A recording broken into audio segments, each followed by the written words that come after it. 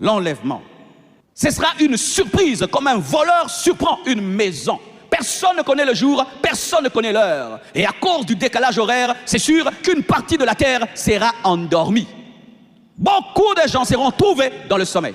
Tu dors, tu te réveilles, l'enlèvement a eu lieu. C'est pourquoi, à chaque instant, à tout moment, tu dois être prêt. Ne dors pas dans le péché. Ne demeurez pas dans le péché. Ne comprenez pas le péché. Ne tolérez pas le péché.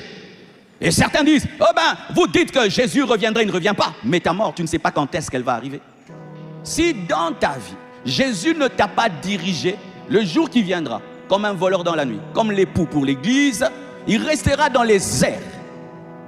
Et ce sont les morts en Christ, c'est-à-dire quelqu'un qui a commencé en Christ et qui a marché en Christ et qui est demeuré en Christ. C'est lui, ce jour-là, qui entendra le son de la trompette. Deux choses vont arriver ce jour-là. Premièrement, les morts en Christ ressusciteront, premièrement. Deuxièmement, les vivants en Christ seront transformés, revêtiront le corps glorieux et seront enlevés et iront vers Jésus-Christ dans les airs.